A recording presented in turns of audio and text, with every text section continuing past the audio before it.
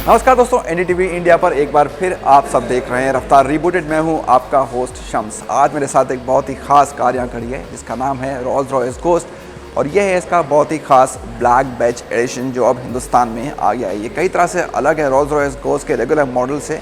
आगे शो में आपको बताऊँगा क्या है वो फ़र्क, लेकिन फ़िलहाल बात करते हैं बिल्कुल नई ट्रायम्फ टाइगर स्पोर्ट 660 की, जो ट्रायम्फ की हिंदुस्तान में बिल्कुल नई मोटरसाइकिल है। ये टाइगर फैमिली की सबसे छोटी बाइक भी है और प्रीतम ने की इसकी सवारी।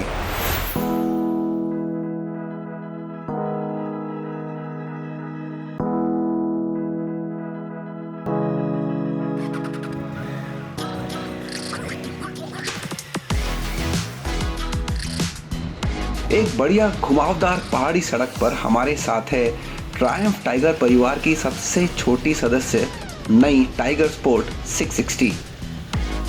कंपनी की ही नेकेड बाइक ट्राइडेंट 660 पर आधारित टाइगर स्पोर्ट 660 इसी के प्लेटफॉर्म पर बनी है और सबसे छोटी टाइगर है। लेकिन क्या ये टाइगर नाम के साथ इंसाफ करती है? ये कहना गलत नहीं होगा कि टाइगर स्पोर्ट 660 ट्राइडेंट 660 रोडस्टर का एक नया रूप है जो टूरिंग के लिए ज्यादा सटीक है।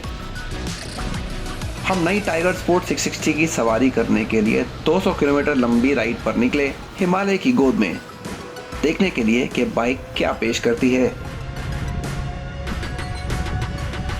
पिछले साल अप्रैल के महीने में हमने चलाया था ट्रायम्फ ट्राइडेंट 660 उत्तराखंड देहरादून से लेके ऋषिकेश होते मसूरी धनौल्टी होके वापस देहरादून करीबन 170 किलोमीटर।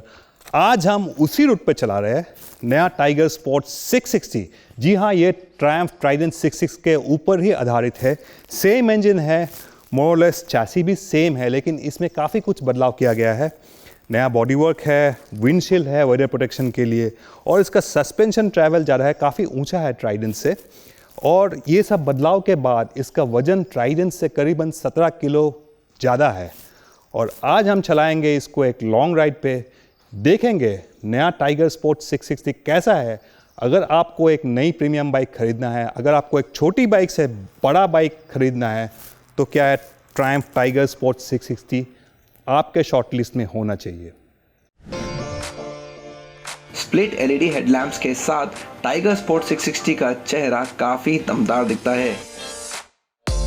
अपने लंबे सस्पेंशन ट्रैवल, बड़ी विंडशील्ड और हाफ फेयरिंग के साथ टाइगर स्पोर्ट 660 एक अलग सी पहचान बनाती है।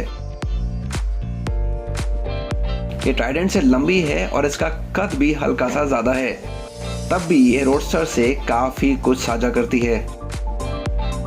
इस पर ट्राइडेंट का ही 660 सीसी इनलाइन 3 सिलेंडर इंजन लगा है जो 80 bhp और 64 Nm पीक टॉर्क बनाता है। निसिन के ब्रेक्स और 17 इंच के पहियों के साथ मिशेलिन रोड 5 टायर्स भी समान हैं। लंबी रेंज देने के लिए पेट्रोल टंकी की क्षमता को बढ़ाकर 17.2 लीटर कर दिया गया है। ये बाइक ट्राइडेंट के मुकाबले 17 किलो भारी भी है, लेकिन बदली हुई स्टीयरिंग ज्योमेट्री, रेक और कम ट्रेल इस बढ़े हुए वजन को संभाल लेते हैं। पिछला सब फ्रेम भी अलग है जो स्प्लिट ग्रैब रेल्स और स्टैंडर्ड पैनियर माउंट्स के चलते लंबा हो गया है। टाइगर स्पोर्ट 660 को एक नया इंस्ट्रूमेंट कंसोल भी मिला है, इसके साथ एक छोटी रंगीन TFT स्क्रीन दी गई है। इलेक्ट्रॉनिक्स वही हैं, यहाँ आपको 2 राइडिंग मोड्स और स्विचेबल ट्रैक्शन कंट्रोल मिल जाएगा। अगला सस्पेंशन सेट नहीं हो सकता, लेकिन पीछे प्रीलोड है जिसे आप आसानी से सेट कर सकते हैं।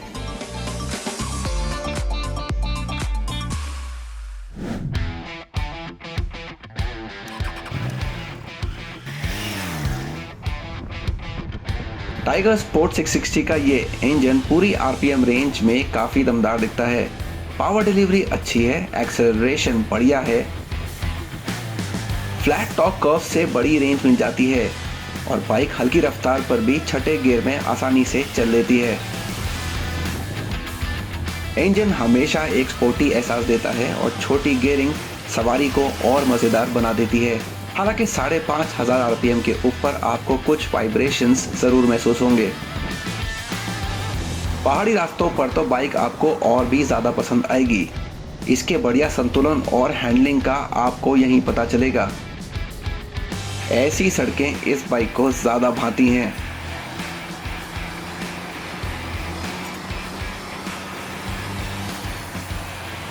हाँ, अगर परफॉर्मेंस और हैंडलिंग की बात करें तो नया टाइगर स्पोर्ट 660 का इंजन ट्राइडेंट 660 से ही लिया गया है। सेम सेट ऑफ ट्यून, कोई बदलाव नहीं है।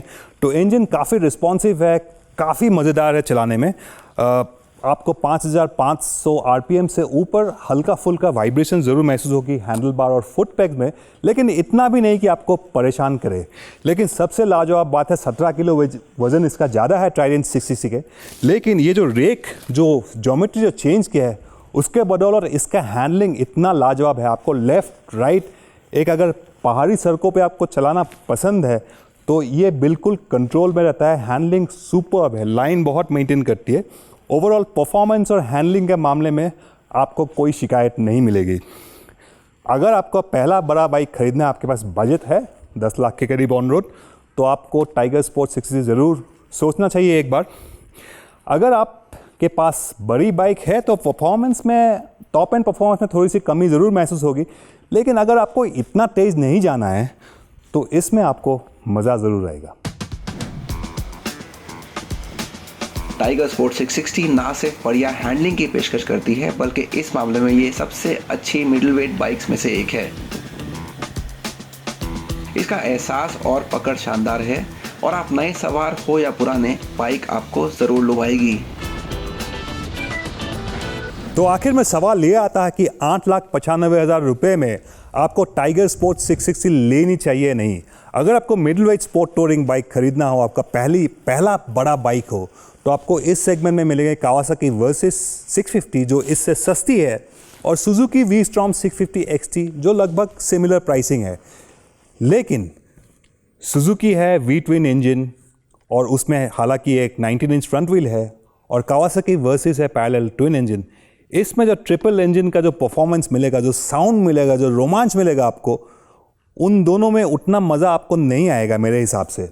और ख़ास तौर पे इसका जो हैंडलिंग है, अगर आप एक पहाड़ी सड़क पे चलाओगे इसको, तब इसका आपको हैंडलिंग का मज़ा बिल्कुल पूरा महसूस होगा। तो मेरे हिसाब से 8,95,000 रुपये अभी तक तो इंट्रोडक्टरी प्राइसेस है, आगे जाके ये और बढ़ेगा। लेकिन फिर भी अगर आपको प्रीमियम पे करना है, आपको मिडिल वेट स्पोर्ट टूर लेना है, आपको ज़रूर टाइगर स्पोर्ट 660 एक बार टेस्ट राइड ज़रूर करना चाहिए तीनों बाइक में। फिर आपको डिसीजन लेना चाहिए कि कौन सा आपको लेना है। मेरे हिसाब से ये काफ़ी मज़ेदार बाइक है, और अगर आप बड़े बाइक में एक्सपीरियंस तो शायद इतना मज़ा नहीं आएगा, लेकिन फिर भी जो पैकेज है इसमें, लाइट वेट है, दोनों सुजुकी और कावासाकी से ये हल्की है, हैंडलिंग लाजवाब है, कुल मिला के काफ़ी मज़ेदार बाइक है। हाँ, 8,95,000 रुपये की शुरुआती कीमत पर टाइगर स्पोर्ट 660 कुछ महंगी ज़रूर लगती है, लेकिन इसकी फिट और फिनिश शानदार है और इसमें फीचर्स की भी कोई कमी नहीं। इसकी स्पोर्टी परफॉर्मेंस और रोड व्यवहार को देखते हुए बढ़ी हुई कीमत के बावजूद भी आप इस बाइक को नज़रअंदाज नहीं कर सकते।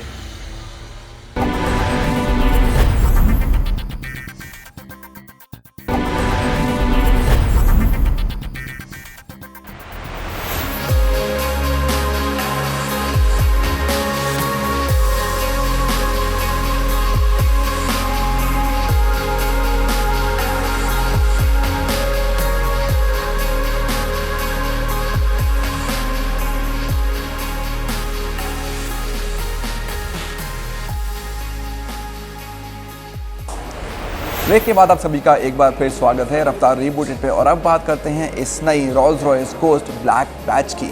आप देख सकते हैं इसका चेहरा काफ़ी बदल गया है कंपेयर करते हैं अगर रेगुलर गोस्ट से। तो ये इसका फेमस लोगो है स्पिरिट ऑफ एक्सटेसी, या नीचे इस ब्लैक बार पे आते हैं लोगों के साथ, या नीचे जो ग्रिल है इसकी पैंथन ग्रिल, सब कुछ बदल गई है। सबको ब्लैक एलिमेंट्स मिले हैं, वैसे आपको ये क्रोम में मिलता है। तो ये खासियत है इस नई कार की। ये काला रंग भी एक खासियत है। जो भी लोग ब्लैक बैच को खरीदते हैं मोस्टली ब्लैक कलर ही चूज़ करते हैं, लेकिन इसके अलावा चुनने के लिए कुल 44,000 अलग अलग रंग हैं जो आप इस कार पे ले सकते हैं। और अब चलते हैं एक और ख़ास जगह, जो है इस साल का न्यूयॉर्क इंटरनेशनल ऑटो शो। एक बड़े गैप के बाद 2 साल के बाद ये शो इस साल आयोजित हुआ है, और इस बार हमें कई नई शानदार कारें देखने को मिली हैं। आइए देखते हैं कौन सी हैं ये कारें।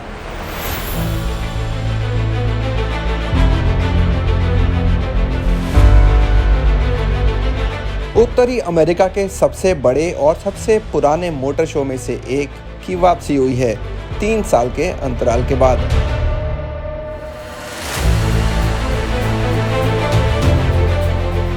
हम बात कर रहे हैं 2022 न्यूयॉर्क इंटरनेशनल ऑटो शो की और हमने उड़ान भरी बिग एप्पल की ताकि आपको यानी हमारे दर्शकों को यहाँ हुई हर हलचल के बारे में बताया जा सके। नए कॉन्सेप्ट, तकनीक और जल्द आने वाली कारों की सारी जानकारी जो दुनिया के साथ साथ अपनी उत्तर अमेरिकी शुरुआत भी कर रही हैं। और इसलिए पेश है सारी बड़ी खबरें।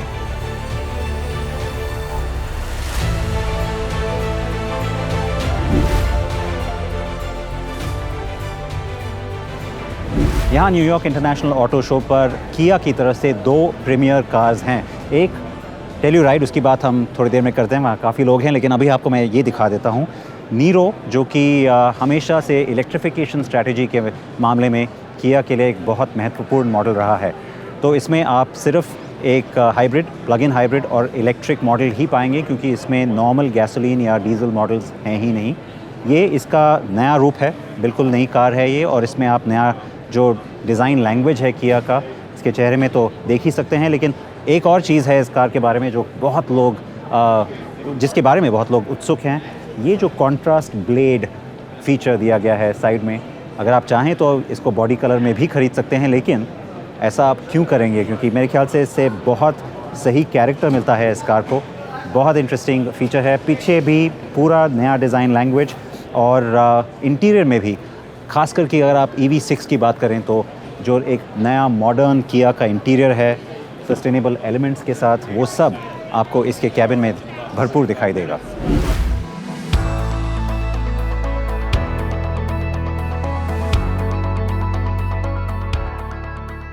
किया का टेल्यूराइड एक ऐसा मॉडल है जिसके लिए हम भारत में काफ़ी दिनों से वेट कर रहे हैं, लेकिन लगता है वो काफ़ी लंबा वेट होने वाला है, क्योंकि अब यहाँ पे आप इसका फेसलिफ्ट देख रहे हैं ऑलरेडी। यहाँ पे न्यूयॉर्क में और ख़ास करके अमेरिकी बाज़ार में ये किया के लिए एक बहुत ही ज़रूरी और बहुत महत्वपूर्ण मॉडल है।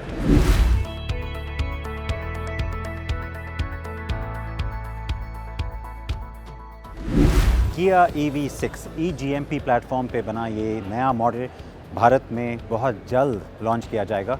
और कारण बाइक पे सबसे पहले आपने इसका रिव्यू भी पढ़ा है या फिर हमारा वीडियो देखा होगा, क्योंकि ये एक बहुत ही ज़रूरी कार है जो किया की नई डिज़ाइन लैंग्वेज और इसकी जो नई तकनीक है, दोनों को बहुत खूबी से दर्शाती है।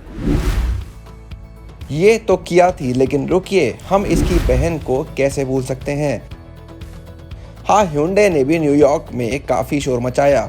पहले वर्ल्ड कार अवार्ड्स में कई सारे खिताब जीतकर और फिर पैलिसेड के फेसलिफ्ट की शुरुआत के साथ कार को बदली हुई डिज़ाइन, नई स्टाइलिंग और कई नए फीचर्स मिले हैं।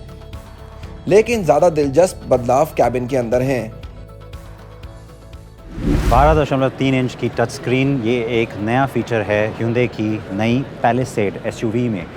ये यहाँ पे खास करके अमेरिकी बाज़ार में Hyundai के लिए एक फ्लैगशिप मॉडल है, इसलिए सारा फोकस जो आप डिज़ाइन पे देखेंगे वो इसको थोड़ा ज़्यादा प्रीमियम बनाने में गया है। तो कैबिन को भी बहुत ज़्यादा प्रीमियम टचेस दिए गए हैं, जैसे कि कैप्टन सीट्स और ओवरऑल जो आप मटेरियल्स देख रहे हैं, जिस तरह का इसमें लेदर या फिर जिस किस्म के एल्यूमिनियम या लकड़ी का इस्तेमाल किया गया है, वो सब बिल्कुल इसको एक प्रीमियम अवतार देने की कोशिश की गई है। और यहाँ सामने भी जो Hyundai ब्रांड का नया डिज़ाइन कैरेक्टर है, वो भी आपको इसमें झलकता हुआ नज़र आएगा। ये जो हिडन DRLs हैं, और फिर सबसे ज़्यादा ज़रूरी बात, ये जो मेन DRL है कार का, वो यहाँ से उठाकर बाहर की तरफ किया गया है, ताकि सामने से ये कार और ज़्यादा बड़ी और ज़्यादा चौड़ी नज़र आए। अमेरिकी कंपनी जीप भी यहाँ मौजूद थी। इसने 3 कारें दिखाई, लेकिन हमारा ध्यान ग्रैंड चेरोकी पर था, क्योंकि ये भारत आ रही है। अब ये ग्रैंड चेरोकी यहाँ न्यूयॉर्क में नई कार तो नहीं है, लेकिन जी हाँ, ये वेरिएंट पहली बार यहाँ पे दिखाया जा रहा है, जो कि हाइड्रो ब्लू और ब्लैक 2 टोन रूफ के साथ है।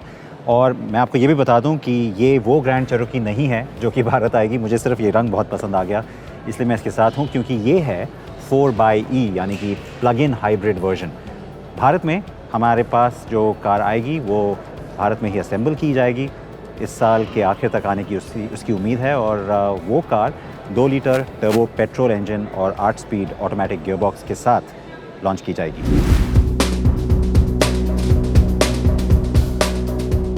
अंत में हमारे पास एशिया पैसिफिक की एक स्टार्टअप है जो है वियतनाम की कंपनी विनफास्ट। हमने इसे कुछ महीने पहले LA ऑटो शो में भी देखा था और यहाँ भी लोगों की उत्सुकता देखने के लिए इसने बड़ी जगह बनाई। कोशिश है अमेरिकी बाजार के लिए गाड़ियाँ बनाने की और सीधा टेस्ला को टक्कर देने की।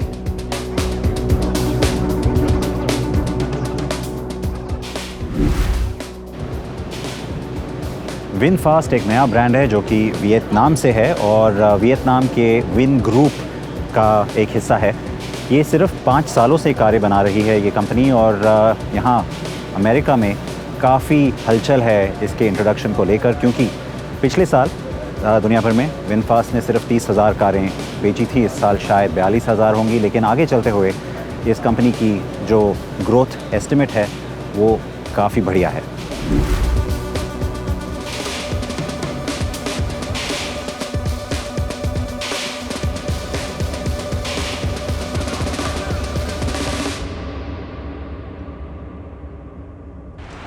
इस Rolls Royce ghost black batch में एक बड़ा फ़र्क इसके इंजन में है।